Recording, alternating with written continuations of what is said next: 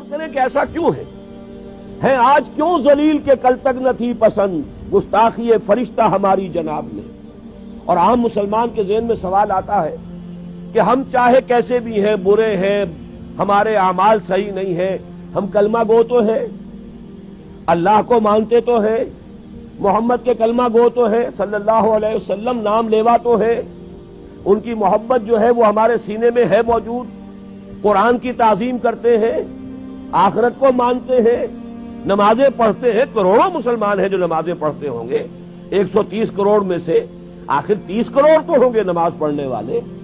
لیکن وہ جو ہیں وہ تو سب کے سب کافر، منکر، نہ اللہ کو مانے، نہ آخرت کو مانے، نہ رسالت کو مانے، نہ قرآن کو مانے. پھر کیا وجہ ہے کہ رحمتیں ہیں تیری اغیار کے کاشانوں پر اور برق گرتی ہے تو بیچارے مسلمانوں پر.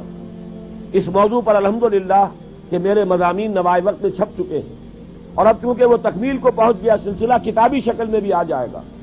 اللہ کا ایک قانون عذاب ہے، ایک قانون کے تحت ہوتا ہے جو کچھ ہوتا ہے، اللہ کا ضابطہ ہے. قرآن اس کے لیے لفظ سنت استعمال کرتا ہے.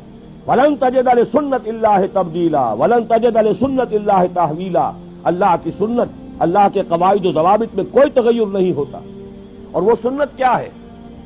کافروں پر عذاب اس دنیا میں صرف اس صورت میں آتا تھا کہ کوئی رسول آئے اور ان میں اتمام حجت کر دے. پھر اگر وہ بحیثیت مجموعی وہ قوم رسول کا انکار کرے تو اس قوم کو ختم کر دیا جاتا تھا.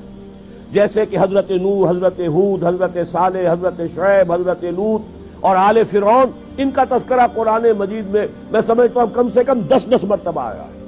یہ میں بہرحال حساب کر کے تو نہیں کہہ رہا، میرا اندازہ ہے کہ 10 مرتبہ یقیناً ان 6 اقوام کا تذکرہ ہے.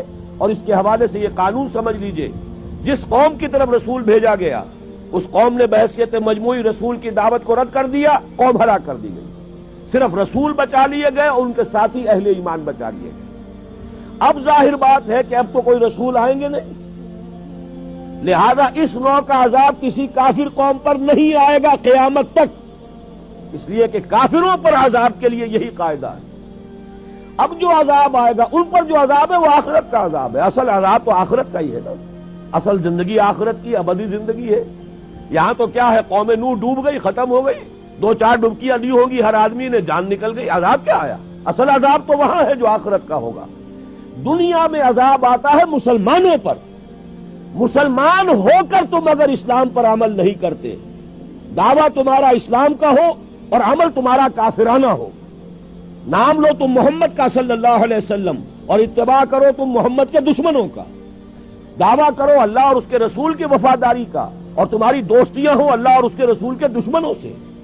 تم کہو اللہ اور اس کے رسول کے احکام کو ہم مانتے ہیں اور سودی کاروبار کر کے اللہ اور اس کے رسول کے خلاف اعلان جنگ کیے رکھو. اصل عذاب دنیا میں مسلمانوں پر آتا ہے، جیسے کہ پہلے یہودیوں پر آیا، اس لیے کہ ہم سے پہلے کی مسلمان امت وہی تھی. جب تک حضور صلی اللہ علیہ وسلم کی بعثت نہیں ہوئی وہی امت تھی. موسیٰ کے ماننے والے، تورات کے ماننے والے یہودی، یہ امت مسلمہ تھی. لیکن ان پر کیسے کیسے عذاب آئے. نبوکدنضر کے ہاتھوں برباد کرایا گیا، کبھی پھر یونانیوں کے ہاتھوں تباہی آئی، کبھی رومیوں کے ہاتھوں تباہی آئی. اس صدی میں بھی آپ نے دیکھا، اگر آپ بھولے نہ ہو کہ یہ صدی کے وسط میں ہٹلر کے ہاتھوں 60 لاکھ یہودی قتل ہوا ہے. یہ کون ہے؟ اللہ کو بھی مانتے ہیں، حضرت موسیٰ کو بھی مانتے ہیں، تورات کو بھی مانتے ہیں، وہ تو مدعی ہے اللہ اور اس کے رسول کے ماننے والے. لیکن یہ کہ ان پر جو عذاب آئے وہ آپ کے سامنے ہے.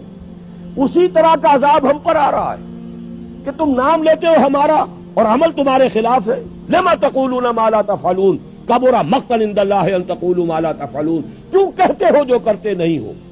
اللہ کے غضب کو اور اللہ کے غیظ کو اور غصے کو بھڑکانے والی ہے یہ بات کہ تم کہو جو کرتے نہیں.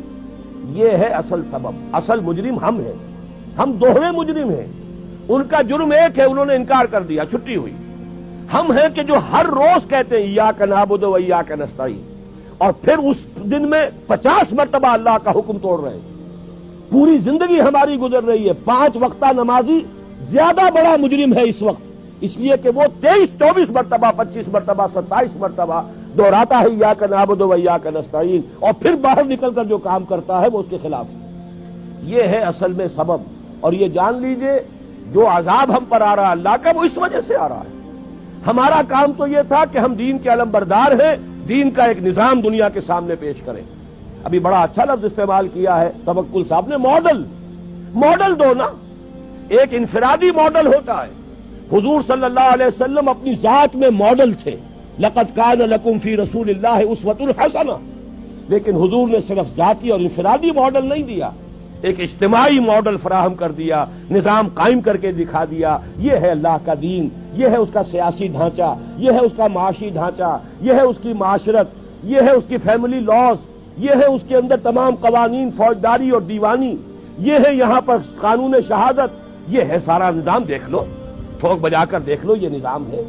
جب تک وہ ماڈل مسلمان قائم نہیں کریں گے یہی عذاب کے کوڑے برستے رہیں گے, سخت سے سخت تر عذاب آئے گا.